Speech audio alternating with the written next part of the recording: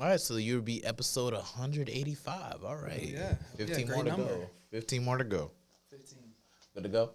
All right, all right. Hello, hello, hello. This is the 185th episode of the Mental Threads podcast. I got my guest right here, Mr. Mental. I want to keep it cool. You got to speak right into the microphone just to make sure. Got you. Yeah. You can pretty much hear yourself, right? Oh, yeah, I can hear myself. All right, dope. Y'all already know what it is, man. Yeah, dope. Excited to be here. Yeah, Mental is an artist straight from York, South Carolina, currently residing in Charlotte, North Carolina. I met him at Charlotte Sparks. He's really tapped in with a lot of the artists that I've spoken with, artists like Solus, Haydix, and Queenie Love, and anything like that. So when coming from York, South Carolina to like Charlotte, were you kind of like, in a sense, more and more inspired, or like, meeting all these different artists in one town and kind of just building rapport with them and everything? I'd say that, like, it was definitely a lot of inspiration, but I saw it more as necessarily, like, getting wisdom. Because a lot of these artists have been here for a while, and they've been performing since they've been in high school. A lot of people like Spaz and a lot of people like Rockstar have been doing this for a while. And I'm definitely inspired in the way that they're very driven. Like DDA Tink is another person who's very, very driven. Gotta get her on. Yeah, for sure. To get her on. Got to. And she is not a force to be reckoned with. You know what I'm saying? So definitely a lot of energies like that I definitely do get inspired from. But like I said, I speak with Solus a lot. I speak with Rockstar a lot. And it's really just trying to get as much knowledge as I can so that I can be where they're at. Yeah, man, but I feel like you're a little bit too humble though, for sure, because like you're a really dope artist as well. Like I listen to your music and you can be able to like do boom bop and everything, like MF Doom. Like literally, we're listening to your songs in the car and went straight to like Nas, like right, on the playlist. So it's just like that should be able to tell you and everything exactly like like really like how skilled you are as an artist. But also outside of boom bop, you could really like go in with a more modern type take as well, which is like you don't like to mess with that side and everything. You want to go towards more like a boom bop and everything. And what really pushed you to like want to go that direction of boom bop? So I guess it was more so just me growing up, and because whenever I started music, like we were saying earlier, I started with poetry, and it was really just an outlet to sort of get my feelings and my thoughts out there, because I didn't really feel like I had a lot of people to talk to, and there were a couple people missing from my life at the time, and so when I sort of started with that, I also got more so into instruments, which of course, they say as a kid, you can really tell what someone's going to do when they grow up because of the toys that they choose. And me, I'd always be with the drum set. I always be with like the tambourine, stuff like that, the recorders. So I slowly started messing with like guitars and stuff. And a lot of the stuff I was doing was acoustic and like old soft rock hits. I would do like campfire music with my family and stuff like that. And then as I started to sort of move away from my family and just sort of become my own person, I really started to gravitate towards rap, which of course I grew up with all types of music around me, but it was really on more so of a hippie, Christian-based rock sort of vibe. And Still pretty dope though. Grew up having to listen to rap censored, like it can't have any cuss words, can't talk about nothing weird, you know what I'm saying? So, as I started to go more towards in that route, I also became rebellious. Okay. As teenagers typically do. Yeah. So I obviously started gravitating towards, XXXTentacion, Ski Mask, Lil Uzi Vert, got to, rebellious teen energy, you gotta stick with those, but rest in peace to X. Nah, for sure. Juice, Lil Peep, rest in peace, everybody who's became, lost in the industry, but people influenced by them are keeping them alive, and I definitely respect that. I'm never one to trash anybody for what they choose to do or like the way that they choose to present their art. It's just in the way that I'm growing and the way that I am becoming as a person. I feel like that genre of music where I'm gravitating towards now is a better outlet to get that message out there. Because, a lot of people choose graffiti. A lot of people choose to paint on canvases. A lot of people choose cooking. Yeah. Just to get their emotions out and to get their art out. And that's just more so where I see myself going back full circle to poetry. He's a chef too, yo. Just want to show he knows how to cook. Got to. We'll get to that in a little bit and everything. Self-sustained. Self-sustained. That's the word. Oh, yeah. But it's like, yeah, man. I feel like that's very interesting that you have so many different, like, sides to yourself and everything. You know, going like from that background and like gravitating more to hip hop and even doing like being a chef as well. Yeah. But at the same token, it's just like, life in like York, South Carolina. How would you like, diverge like between like life in like York, South Carolina, and Charlotte? Because I know you saw Charlotte as more like the place like to visit, and like now you actually moved down here. I mean, up here, like in a sense. But it's just like, well, how would you describe like the differences between living in York and here in Charlotte? So York, because a lot of people, whenever I tell them that I'm from York, they're like, "Where?" And I'm like, "Clover." They're like New York. Yeah, exactly. Because everybody from New York moves down to Charlotte. Exactly, and that's really the first initial reaction that I usually get. But then once they realize the area, it's kind of like, oh, okay, middle of nowhere. So, I grew up, in a very country small town, very conservative, a lot of old white people around, and that was just my upbringing. That was, the area that I was in, and here it's more so like it's very diverse. You meet all walks of life, all people from everywhere. In York, 9 times out of 10, if you run into someone, they're from York. Okay. Here it's like, you might not know where they're from. So it's like, it's definitely very diverse. And I kind of moved up here to like get away from certain things, but it was kind of ignorant of me to think that wouldn't follow.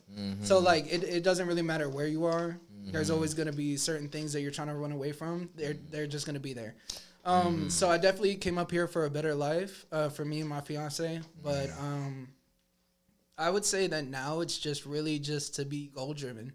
You can't really, when you live in the middle of nowhere, it's very easy to get stuck there. Yeah. I know people who out of high school, they choose that's where they're going to be for the rest of their life.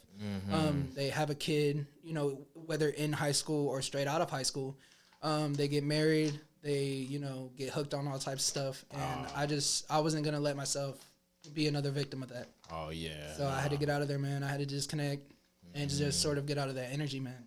No, I commend you for actually taking that step, though, because really just to step out of your hometown, bro, it takes a lot of courage. It was a lot. Yeah, because it's just like, Charlotte's a really it's not even a fast city compared to like a New York or a Miami, but it's like at the same token, like leaving from a place like York and then just coming here and everything, it's a very good way to like kind of introduce you to city life in a sense. Oh, yeah. Yeah, but at the same token, it's just like, there's still a whole lot of diversity of people like coming into the city as well. Right. And so it kind of leave from something more like, more familiar like a York and then going to someplace, different like Charlotte, where there's so many different faces you're bound to meet, but still being pretty open despite your the conservativeness that you probably were open to back then. I feel like that takes a lot of courage and everything and time to just kind of change your surroundings to that degree. Oh, yeah. And so on. Because even I'm considering like just relocating to DC for a little bit, just literally to get my MBA and everything, so it's just like just for a temporary bit and then just come back, a bit better and stronger for Charlotte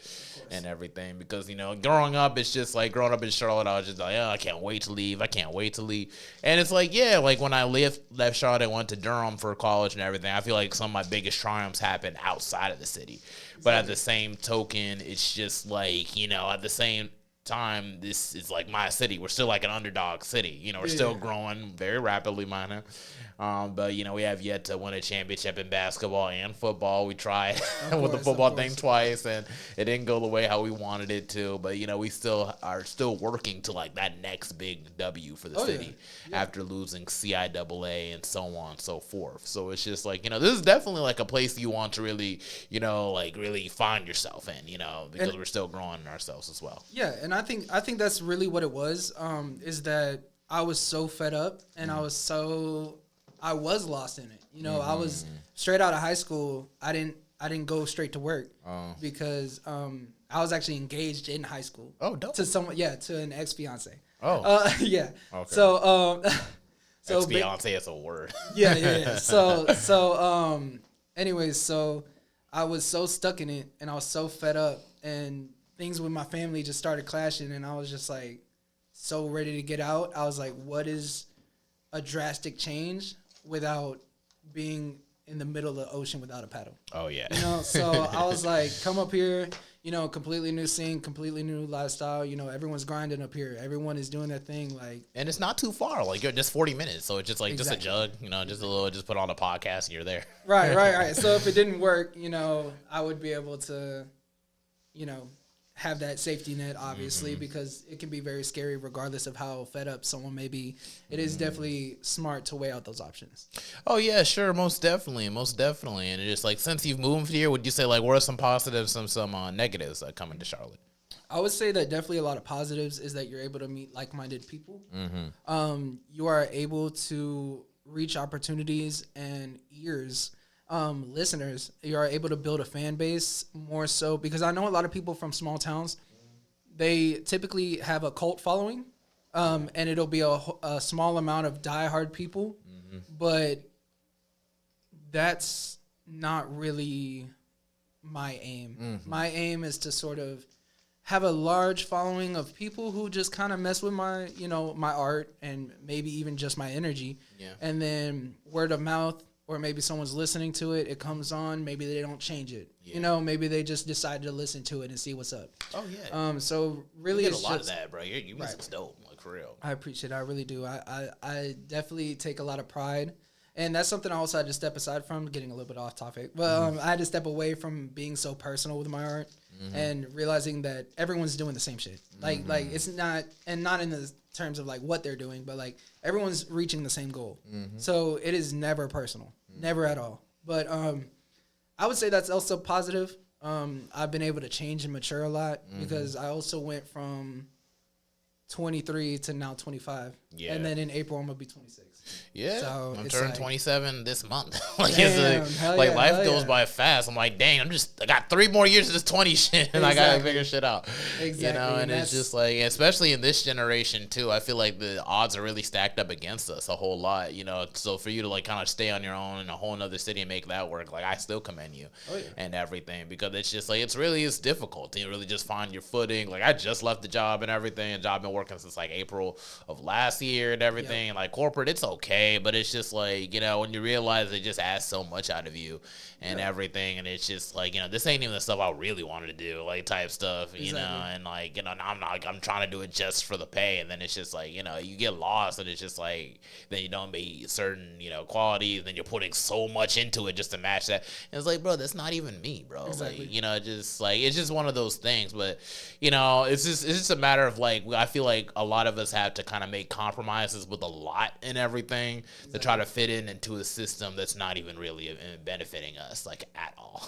Like, we're not giving no help at all and everything. So it's like, you know, I get it for sure. Corporate ladder. Corporate capitalism.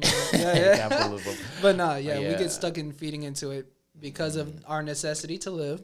Yeah. And so I, you know, being at Amazon, I definitely understand what you're saying. It's very easy to get caught up in, you know, oh, I have to appease my boss because, but I really don't want to be here. Yeah. And then it's a repetition. It's like, bro, I don't want to be here. Like, yeah. It's just like, you know, and then trying to find balance off that and just focus on like your art and everything and trying to build a fan base as well. You know, it can be rather difficult and everything, but you know, I feel like nothing that's worth anything is gained easily. Exactly. So it's just like, even with this whole podcast thing, like I'm 180 some episodes deep right now, and I only got like 50 subscribers, but I still see that as a W and everything, because it's like I just started this whole YouTube thing like literally last year, and like I wasn't doing YouTube, I was just doing like the regular podcast Spotify thing, and like I was just kind of okay with that. But at the same time, you want to do something different every time, because if you don't do something different and then you just keep doing the same thing over and over and over again, it just becomes dull. And everything. So it's just like, I'm glad I was able to find like, you know, a studio to work in, and also just like, you know, to actually kind of build like a sense of like a routine with it as well, as well as like, you know, the positives of connecting with new people, because I love to meet new people, and like now we're like, you know, 180 episodes deep, and like you've enjoyed the episodes as well, of course. Oh yeah, of course. I've seen like you said, a couple of people that I know within the community, like Solus and Spaz and Queenie Love, a lot of those people, Hadex, who have been on this podcast, and I saw a couple of your episodes had like 100 views, and I'm like, I remember when I was releasing music on Discord, and like to my little chat group, and I would get like 100, 150 on a song, and that was like just the best feeling in the world. Yeah, no, seriously. It's like you think like it's not a big number and everything, but it's really a big number because that's like 50 people saying like, bro, I gotta watch that next episode that comes on. And they're getting a notification off of it. Exactly. And you're not even like, and I'm not even like pushing it out there like that. I'm just kind of building the content like right now, like so before I really like, you know, start pushing out reels and everything and stuff like that. And that's when things will really, really take off. So it's just like, you know, but even on that note, like I can be able to look back like, wow, I really been consistent with this stuff for like a while. For sure. And everything. For sure. Dedication. And then speaking with all types of people. So it's just stuff like that. And then I hear like music like yours and stuff like, wow, this is really, really dope. And so on and everything. And it's just like for you to even like reinforce boom bop in a time where people don't even like try to push like that. Because a lot of people like to talk about sex rap, drugs and everything and just gangbang. And then after a while, it just kind of gets played out because it's like, you know, you start to feel like, okay, like there's like a certain like, there's an agenda being pushed, but now it's being pushed to such a degree where it's obvious and everything. What are your thoughts on that? Yeah. Exactly. It's like, it's almost as if it's weird if an artist, like, so when an artist, like, I know Lil Durk and I think maybe NBA Youngboy at one point or King something Von like that. Yeah. They would make a song that would be in more of a positive manner and then it would absolutely blow up. And it's like, it's because it's so oversaturated with the negativity and it's so oversaturated. Like I said, I would never judge anyone for the music that they make. But especially when the people at the top of these industries are trying to push a sort of, like you said, agenda onto impressionable young people and even people who may not be considered young, like 30, 40, just people listening to the music. And it's obvious that people crave something different, but that's not what they're pushing. So it's like, I don't really care about the money at the end of the day. Yes, I do want to build a career off of this. Yes, I do want to be able to be self-sustained with this music. Yeah, be comfortable. You know, something that you like to do. Yeah, exactly. And even if I don't end up, you know, as big as like Lil Nas X, Doja Cat, whatever the case may be, I honestly don't care. As long as I'm able to pay my rent, pay my bills off of my music, I see that as a success. Yes, so then you can focus on the bigger things. Exactly. Yeah. So I would rather just be authentic and speak about the things that I think really matter. And also have fun with it because I do make a couple songs where I'm not necessarily trying to be woke or I'm not trying to, you know, bring attention to something.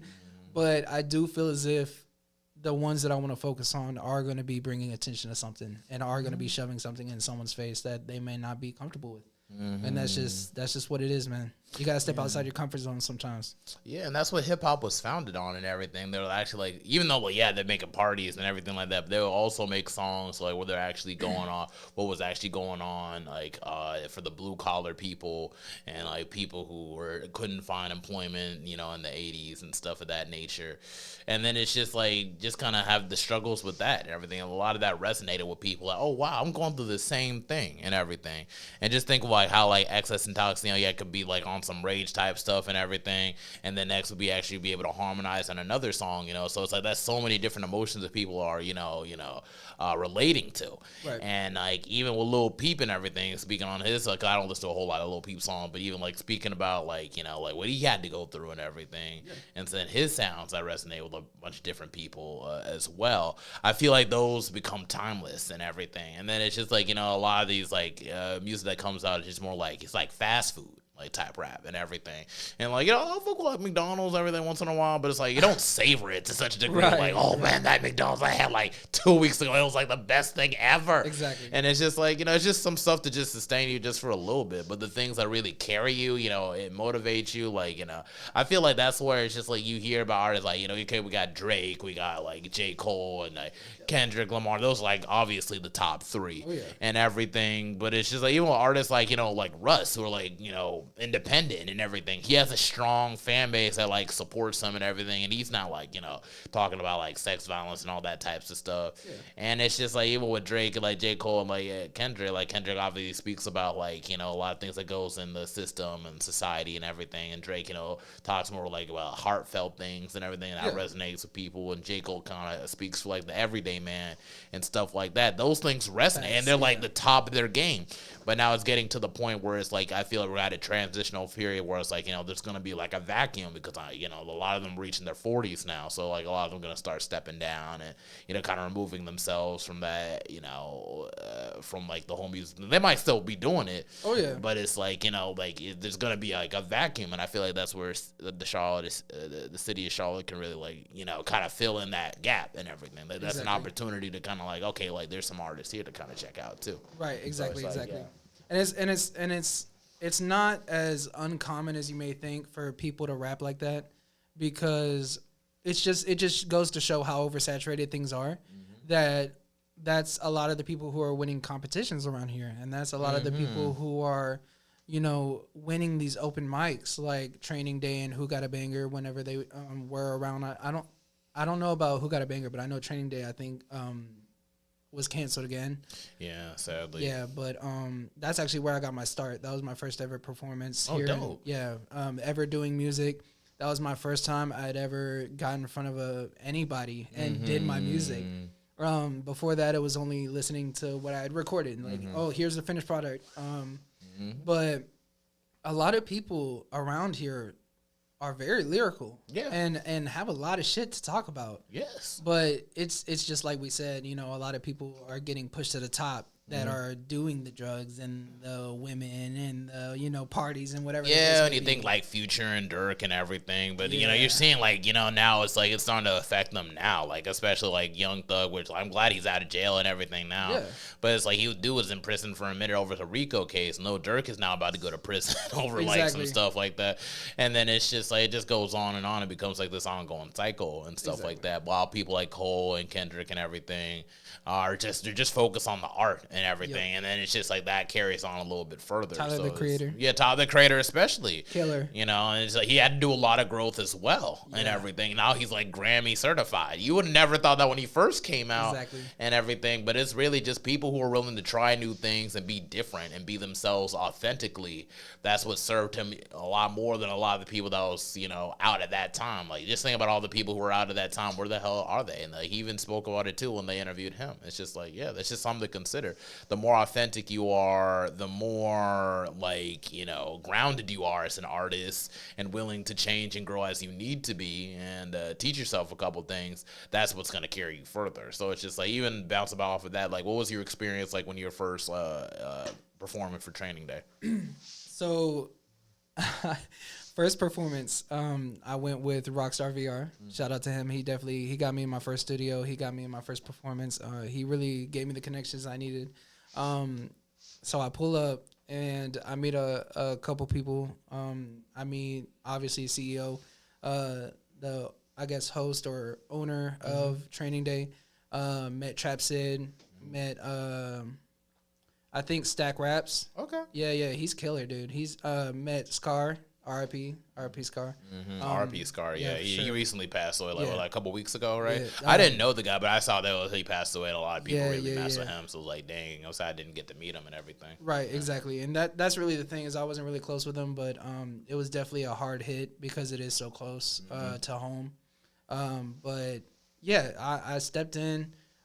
They all went. I was kind of getting nervous, you know. May have had a few too many drinks, you know. Got some. They had a taco truck, so I went and got some tacos.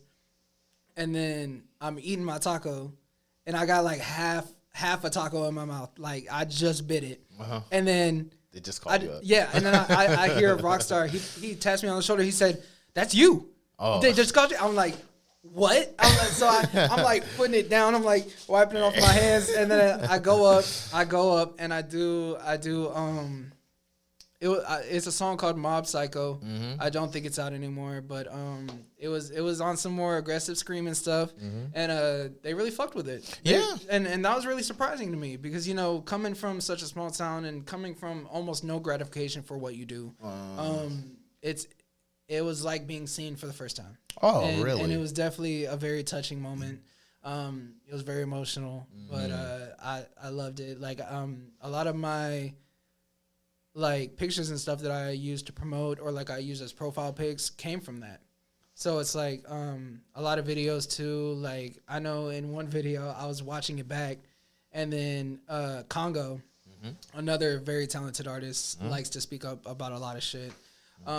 She was screaming in the background like while I was rapping, and then you got Scar doing like "Hey, yeah," and like all this other stuff, and like people like headbanging around me. I'm like, this is it. Like this may be just another Tuesday night to them, but this is like the start. Yeah, and everything. Do you have any recollection as to why they stopped with the whole training day stuff? It's just like people were just being unprofessional. I know I heard a couple things like what Dabba Don said and everything. I think not to get too much into it, but I think that it was more so just repetitive. I think that the same people were pulling up, and it was getting a lot less diverse. From what I experienced going there. It was a lot less diverse in the music, especially in the winners. Okay. And then people just stopped going. Like the crowds got smaller, and people wouldn't stick to the end because they already knew who was gonna win. Oh, okay. And that's really more so what the case was. Okay, and what are some things you feel like that could have like happened differently to kind of keep training day here? Like maybe probably more artists need to take their time to actually like pull up to training day to kind of just like give that opportunity and everything to just perform and stuff. 'Cause I have yet to perform a song. I dropped my first tape back in 2021. I never performed a song yet. Yeah, we gotta get that going. We gotta get that going. Hey, y'all hit that like button. You want him to perform? Come on now. nah. But I think really, it's really like minimal critique. I think that just a lot of people try to be something. Because they think that's what people want. But what people want is authenticity. Yeah. That's what people want. People want authenticity, and listen to people. Listen to people when they say something instead of taking it as critique and immediately becoming offended. Taking it, not take it as like, just hating. Arrogance. Yeah. Yeah, like, because I understand like people just probably have issues and telling the difference between like constructive criticism and just like whether they're hating on you and whatnot. And it's just like, I definitely know the difference, like, like, because at a very young, like what the difference between like people who critique it, like, because like when they're critiquing you, it'll be like, oh yeah, you need to work on your breathing control and everything, maybe just like, kind of give your tails down to like, just chill out, just maybe talk about different matters, a couple more things, stuff like that's more constructive because they're actually looking into the art and critiquing the art. Exactly. Whereas like there are people who straight up hate it, just like, oh, like this is nursery rhyme rap. This ain't nothing, and they don't even listen to the whole thing or actually like even like really check it out or anything of that nature. Or probably just hate on a piece of it before like really digesting the whole product. So it's just like, I understand because there's a lot of people in Charlotte who like to act like know-it-alls and everything and act like they know shit when they really don't know shit. Yeah. And then they'll just start hating them. They'll be like people that just support them, but they never have a voice like for long. Like it just like, it just be like a YouTube comment type thing. You like say like, oh yeah, that's funny. And then you scroll past and then you forget about it. They're forgettable and everything. But the people who actually put in the work, actually put the art in, they're unforgettable. So it's like, just one of those things where it's like, you just kind of have to take both and everything and just really which is which, and then listen to what's what, but actually take it in is like to consider the following. Like, okay, there might be truth in it, but it's like it's not the be all end all type stuff. Right, exactly. Because a lot of people think that their way is the only way, and they sort of get caught up in pride. I think that pride is the death of art. Pride is the death of art, and it is okay to talk your shit. It is okay to know that you are the shit. But it is also okay to change.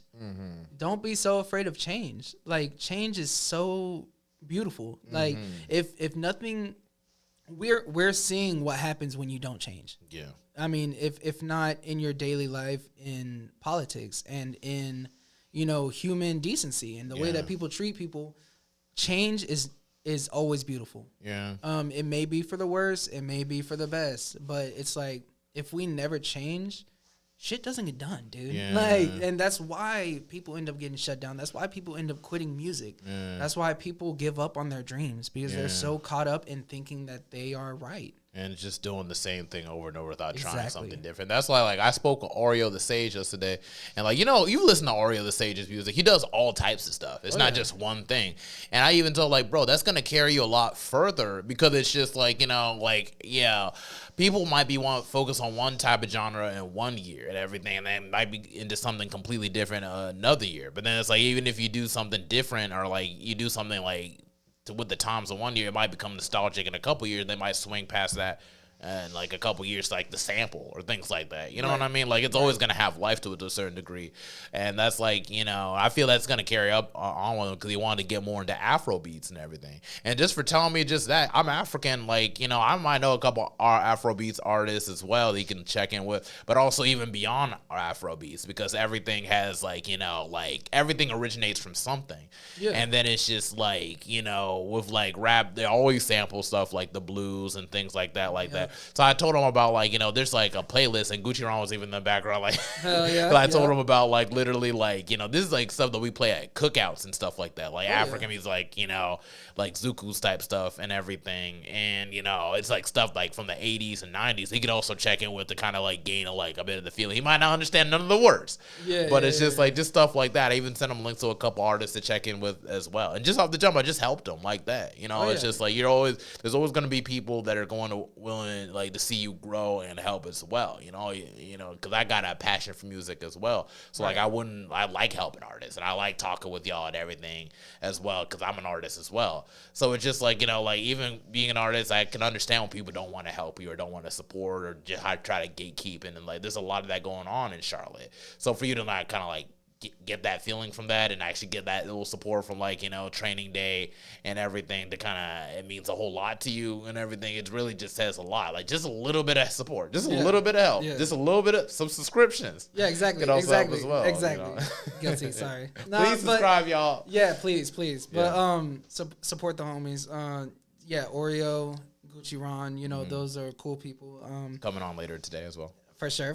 Got to check that out, because like, anytime I pull up to B Cinema, anytime, you know, Toro does great things over there at B Cinema, Passion Project, you know, they're doing great things right now.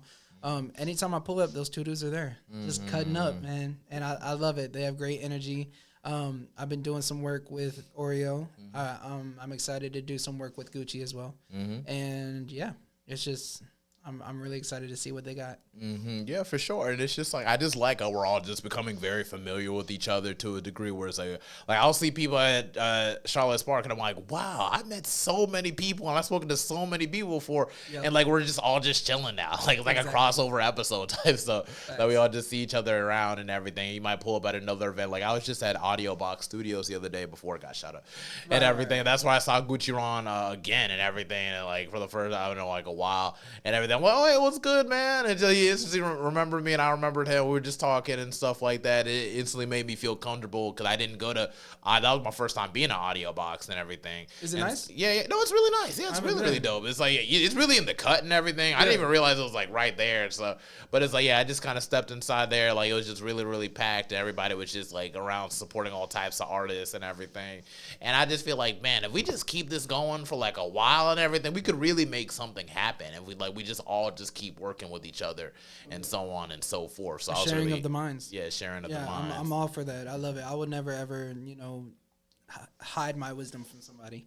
You know, I may subtract a little bit because of how they react to it, but it's at the end of the day, it's really just how much they want to hear. Yeah, you know? just it's like, you know, just got a little bit of cappuccino there. They can't give them the espresso automatically. Exactly. They can't go too strong. Exactly. Like and everything. I think this. And then it's like how they react to that. I'm like, I'll either be like, or I'll be like, okay, all right. So I'll never hide my wisdom from anybody, but I also won't give it to anybody. Yes. Yeah, that's really something that I live by. Yeah, that's definitely a word for sure. But just going into like your hobbies and stuff like that, I know you're also a chef and everything. What are some other things that you like to do? So I was really into painting and graffiti for a little bit, but you know, not really much anymore. It was more so just something I had picked up. I'm really into games. Okay. I play a lot of like something I'm really into right now is like Skate 3 and Rocket League and Apex and stuff like that, you know, whatever. My brother loves skate games. Dude, Skate 3 is like amazing. All the skate games are great. I love the way the mechanics work and everything like that on the controller is insane. But didn't they do a remake of like one of the Tony Hawk games and everything? They put it on next gen, like 40 on PlayStation 4 and stuff like that. I can't remember. Yeah, I need to look into that because I think they did make a remake. They might have, yeah. But really, other than that, you know, music is truly. I'm obsessed with music. Like I love music, and if I'm not, I would say maybe like art I like looking at art and just anything artistic. Like my fiance is in cosmetology college. Okay. So, you know, even body art and stuff like that. They do digital art. So definitely a lot of my hobbies recently is just work and then more work. You know, just as soon as I get home, it's right back to work. And whenever I am home, I'm doing music. Yeah, all right. So I'm really just trying to hone in on what I'm doing right now. But whenever I need a break, definitely cooking. You know, to make something, it's just another form of art. Because I mean, to make something and then become satisfied by it because you're sitting here eating it and you get to enjoy the fruits of your labor. It's like, and it's good. It's like, oh, come on now. Like, that's really just my main thing. Yeah, I know you say you like to make a dumplings, a sushi, and a macaroni and cheese and everything. What are some other things you like to make? Definitely a whole bunch of Southern-centered cooking, you know, like I make a lot of fried chicken, collard greens. I make, like you said, mac and cheese. I might do like a chicken pot pie or like a beef stew. Oh, nice. Yeah. So a steak, all that, roasted vegetables, anything. Would you consider making like your starting your own restaurant as well? Oh, definitely not. Definitely not. No, that's right. I think music is really where my passion lies. I mean, like maybe retirement type stuff, like maybe your 40s, 50s. Type maybe. Stuff. Yeah, that's maybe. what I mean. I know like Eminem has like a mom spaghetti. Yeah. So maybe something like that. Like if I make a song like Chicken and Gravy or something like that, you know, I might do like a little chicken spot. But other than that, you know, my passion is in music, and the cooking is really just for my loving fiance, you know, to enjoy. Yeah, but also like even like with stuff like cooking, there's a whole lot of cultural elements that come with it that you could pass down for generations. Oh yeah. Like I'll be thinking like, cause like one of my resolutions this year is really just to keep updating my family tree and everything, which I haven't done in a while and stuff like that, because I want to be able to just be able to document everybody that's connected and everything in my family tree, but also as well, it's good to like keep things like cookbooks and everything just to kind of reference maybe in a couple generations, like, oh wow, my great-great-grandfather used to make stuff like this and stuff like that. Right. And you know, my mom makes a lot of like wonderful foods that like people never even heard of, like peanut butter garlic chicken. Like you tell people that, it's like, what, peanut butter garlic chicken? No, it tastes amazing, bro. Yeah, it's a little bit greasy, but it's good. Yeah, I've heard of like peanut butter like chicken, like peanut butter curry or something like that. I've heard of that, but like I'm interested. Peanut butter. Yeah, that sounds like it's pretty good. Yeah, sure. Like one day if she makes it, I'll be sure to just let her know. I gotta let MENTXL try this stuff. For sure. I know you want to try other multicultural stuff. Like I know you had like some Dominican oxtails and everything. And I like that experience. Like, which compare foods do you want? Do you want to the one right up the street, like from South Boulevard? On South Boulevard, on South Boulevard, they do 50-cent tacos on Wednesdays. Oh, really? I think it's Wednesdays. It might be Tuesdays. That would make more sense. But I think on Wednesdays they do like some kind of $5 or 5-cent tacos type thing. Yeah, I need to swim. I used to work at Compare Food. That was my first job and everything, because they got a one right up the street and everything where I stay at and stuff like that. That was weird. Oh, yeah, but they really had a really good restaurant, which I need to swing by and try again. You know, just for the nostalgic side of it and everything. But it's really really good. I would say it's good quality for the price. Yeah, good quality for the fight. This is like really home cooked meals too and everything. Yeah, especially when I want to stay from all the fast food type stuff and everything. You know, it's good that we just go like a home cooked type meal. Rice rice and beans. Right. And I definitely understand like wanting to like sort of build a family tree and stay updated with it and pass down certain things. Growing up, I definitely had my fair share of that. Like my very Southern Christian family on my dad's side had a couple like pamphlet like church cookbooks that they would keep up with. And then my mom obviously had some recipes that I would want to carry on. Like my grandmother on my mom's side made her own pickles. Oh. Yeah, so and they lived right across the street. And she was also German. Like very thick German, like escaped World War II bunkers, like German hardcore. So she made like the best food in our family. And sadly, I can't get those recipes because she passed away due to COVID. Yeah. But my definitely condolences and my condolences. Right, of course, thank you. Fuck COVID. Nah, for sure. Anyone who thinks that's just fake, you are stupid, bro. I'm telling you, that shit is real as fuck. Yeah. But and it's still around. A lot of people forget that. Yeah. But yeah, definitely I've been trying to reconnect with sort of my roots in a more positive manner, because I do look at my roots in a more negative manner. Especially now that I have cut off my entire family. I still have discussions with my father and my mom when I can. But I would say that's sort of where you and me might have a visual difference or a relative difference, because while I completely support passing down, generations of recipes and stuff like that, I think that I'm going to be the start of my family tree. Okay. Just like in a spiritual sense, obviously not in a physical sense, but like replacing my last name, completely rejuvenating who I am and what I want to carry on. Okay, and what are you considering like for a new surname and everything? You trying to take some more common or just something like different and like to you? Just something that like, because me and my fiance, when we get married, we want to kind of meld our two names together. Oh, okay. So it's still going to be there, because you can never forget who you were. Yes. You can never forget where you came from, because like I said, change is how we grow. Okay. So I definitely am not trying to erase where I came from. Oh no, just want to keep like things like medical history and stuff like that. It's just like, but yeah, just if you want to be, it's nothing wrong with trying to start anew and trying to set your family to a completely different direction. Yeah, it's more spiritual. Yeah. It's not at all, I'm not trying to run away from who I was. Yeah. I'm accepting that that's not what I am anymore. That's fine. That is just fine. That is just fine. And it takes a lot of courage to go that way as well, because like just sticking stuff to like stuff that you're more used to and then trying to do something different. I never met anybody trying to like meld a surname together to make something new, because a last name just could be anything, type stuff, and people can just pick a word. It's like, okay, I like pickles.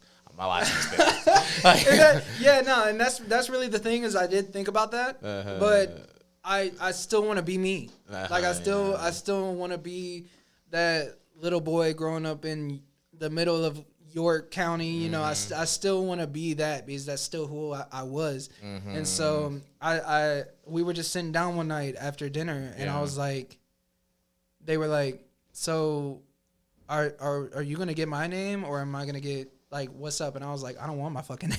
I was like, I do not want my last name, but I also don't want your family's last name. Yeah, just mix it together. Yeah, exactly. We were both kind of feeling the same way when it came to that. Yeah. And so we were like, why not just make our own? Yeah. Like, just mix it. Yeah. So that's pretty dope. That's actually pretty cool. Oh, yeah. And everything, it's just like, and then just to know that it just came down to you want to change it. People change their last names all the time. I think like even with Donald Trump's family, I think the original surname was actually Drumpf and everything. Wow. Like, yeah, Drumpf and everything. That's just like he's from his grandfather straight out of Germany type stuff. Oh, okay, okay. And his Donald Trump's grandfather actually, when he first came, he started in the Wild West and everything, where he ran a brothel and everything like that. So it's just he went from brothel to his son doing like real estate, and then now his grandson becoming president of the United States. Right. Type stuff. So it's just like, it really kind of gives that inclination that that's the beautiful thing about America, is like, things can really change for your family generations on. If you want to be that change, you can be able to steer that change to whatever direction you see fit and everything. So breaking generational chains. Generational that's change. Really generational curses. Yeah, exactly. You say screw that. Exactly. That's my whole goal. And there's even a dude who changed his name into Batman Superman. I don't know if you heard about that. But I think I heard something about it. I mean, damn, dude, they don't get more like free than that. Like, that's crazy, dude. Yeah. Like, you changed your name to two fictional superheroes. Yeah, I mean, well, my name, my real government name is T. Dolake Sefili and everything. Damn. So it's like, it's just like, my name, like the name T actually means black in my native language, and I didn't even realize it. And then like Dolake, like, like for Liberian culture, they always give you like a surname that actually like has like a super meaning and everything. Yeah. I was named after my father's favorite uncle, his uncle Dolake, and that's where the middle name comes from. Like Dolake in my native language means one can't make it alone, or togetherness is key to progress, basically. So it's like they got all that shit from like a word. I don't know. I'm straight out the Bible. Yeah. Jacob. That's my name. Yeah. Okay. And then my dad's name was David, and then I think his dad before him was David. So my dad is actually a junior. But Yeah, a lot of biblical names in my family. Oh, okay, that's dope. That's awesome. That's a beautiful You name. want to keep it going and just go next one like Abraham or like Moses? I'm not sure. I'm not sure. You're not sure. I don't want to say too much, but just because I'm very, I don't like to speak about things that haven't happened yet. Yeah. But I definitely am going in a more powerful.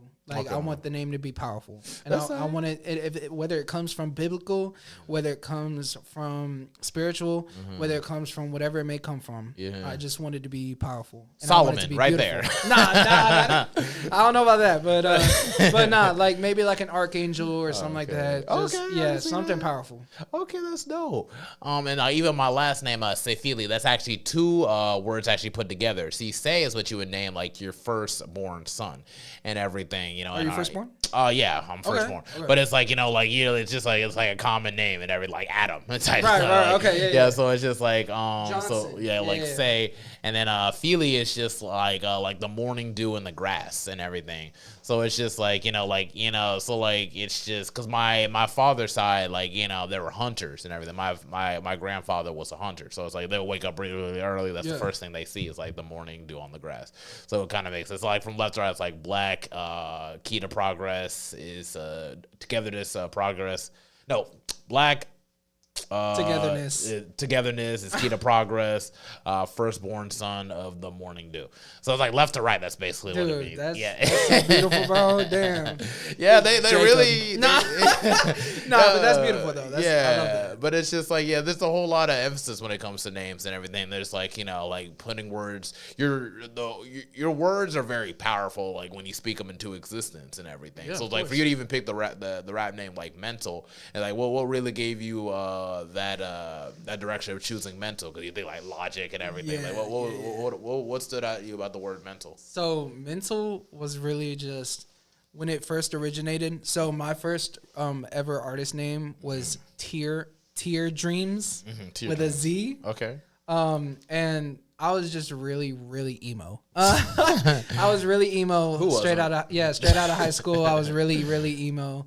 My actual first ever music endeavor was being in a screamo band. Oh, okay. Was being in a metal band in middle school. Oh, no. And I was the lead vocalist. I was doing all the screams and stuff. I recently stopped, but the vocal cords needed a rest. Like, exactly. Hey, man, we were going through it. Exactly, and a lot of my early rap music is actually very aggressive and screaming, and I think my first song on SoundCloud was actually a black metal song.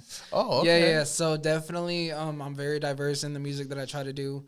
But yeah, I would say that like the name itself, Mental, was just the change that I wanted to invoke within myself. And it was definitely like there was some edginess to it, like I was like, damn, this music's mental, like it's crazy, like I'm going mental, like that type of shit. It was just sort of, I guess, a mental break. Like I was breaking mentally, and so I wanted it to be unique as well.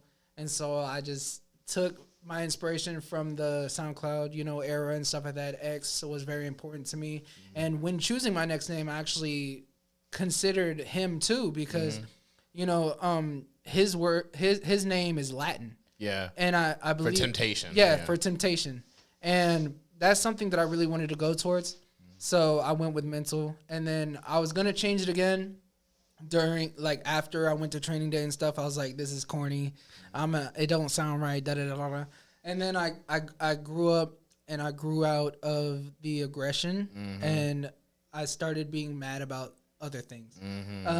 So like otherworldly things. I stopped being mad at just my immediate existence and started being mad at the overall existence.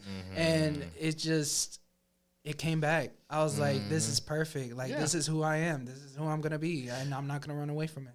Oh yeah, like rap names are like weird like that, because it's just like you could always change them and everything, It's just like, but at the same token, it's just choosing like Mental. It's like it really kind of helps like kind of lock in with who you are as a person and everything. Ice Cube, he was like cold and everything, so he's from the West Coast and it was warm out there.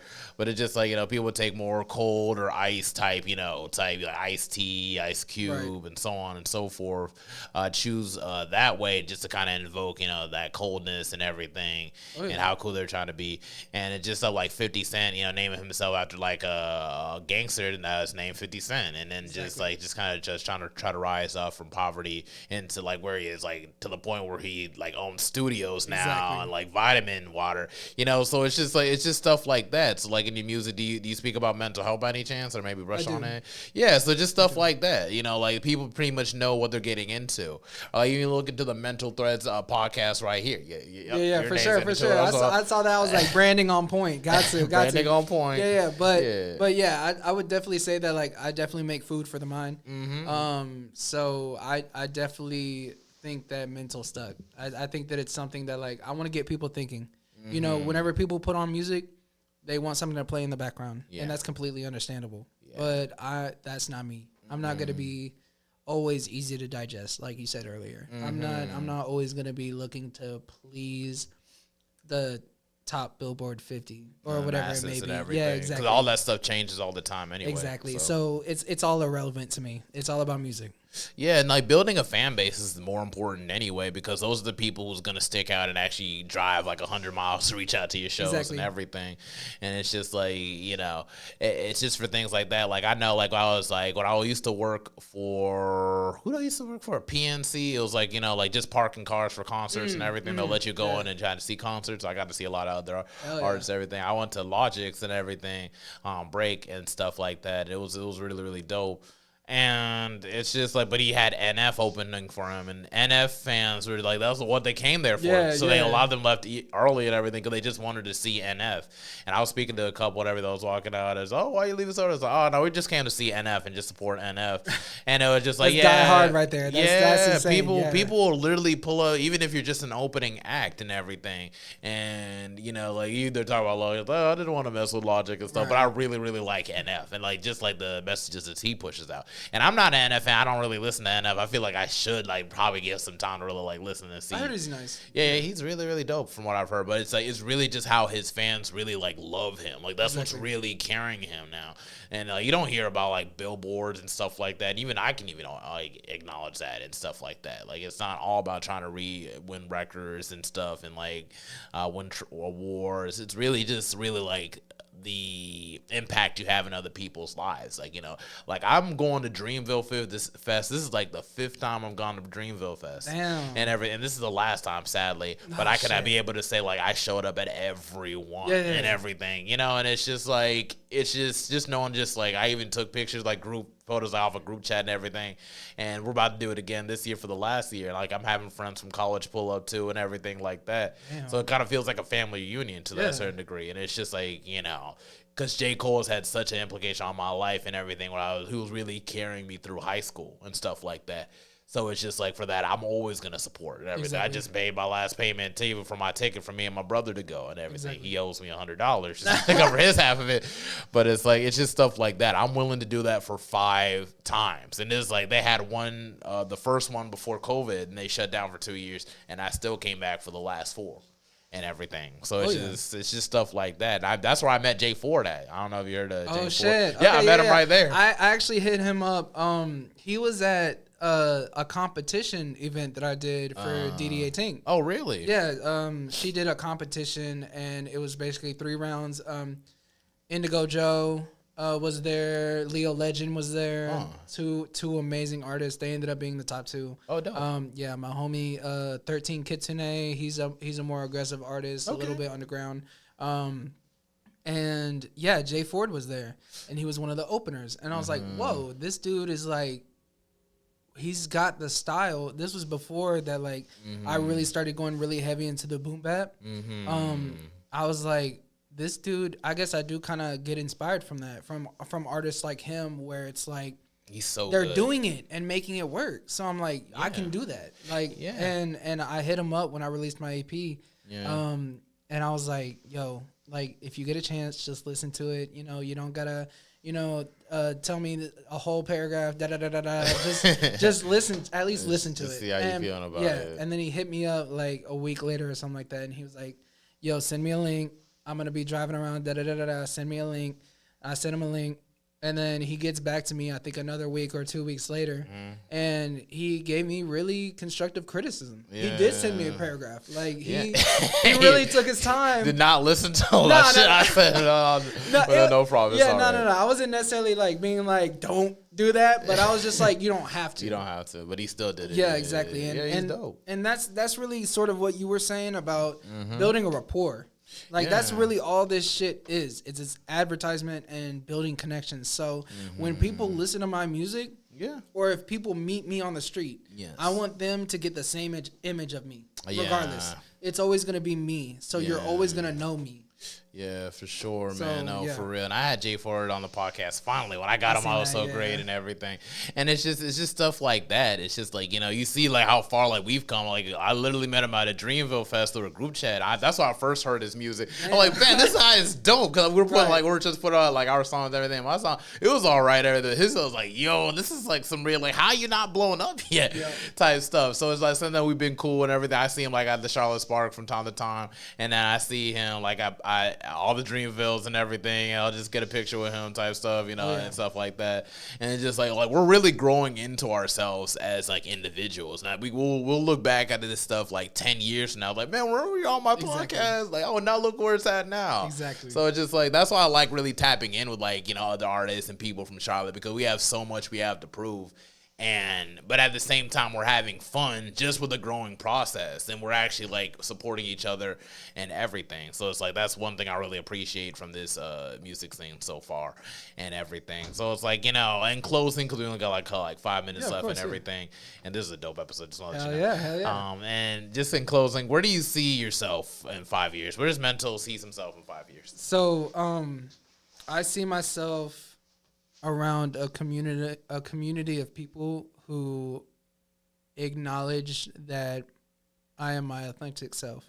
I see myself around people who are like-minded and have the same attitude that I do. You know, I don't necessarily see myself in a certain position.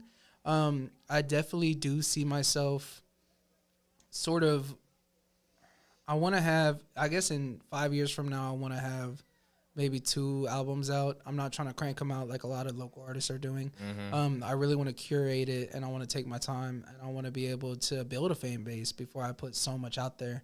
But I really just see myself loving life more and being able to share that with the people around me, because I do have a very limited circle, and a lot of that is because of the stuff that I've gone through.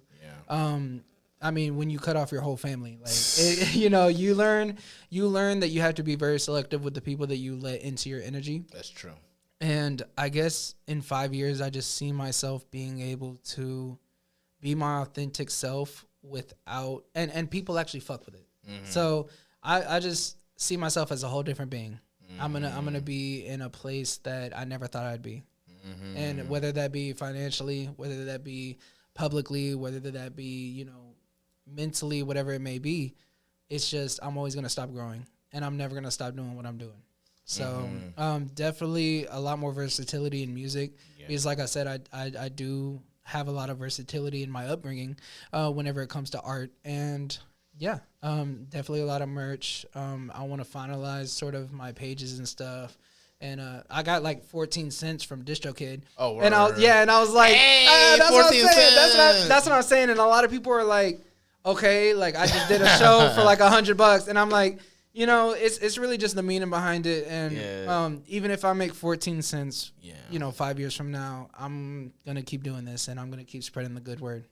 I'm sure like you'll definitely grow for sure, because like literally like I was impressed just listening to just a couple songs off like, you know, an EP and everything, and it's just like just knowing that you're still making those strides to actually be different in a world where everybody wants to hear the same damn thing. That's what's gonna carry you a lot further and everything. So it's just like, I really appreciate you for that. I appreciate you for hopping on the podcast, and I appreciate you leaving South Carolina, York, for us to meet here in Charlotte and everything. I look forward to seeing you out there as well. Maybe catch a show in the future, most definitely. Please do. I'll do my due diligence. I just hope you subscribe. No, I'm going to. And everything. And I just want to say thank you for hopping on for the Mental Threads podcast, MENTXL. Thank you very much. Man. Thank you for that. We're sewn in and we're sewn out. Yes. All right. Woo! Yeah, man. So how you feel about the whole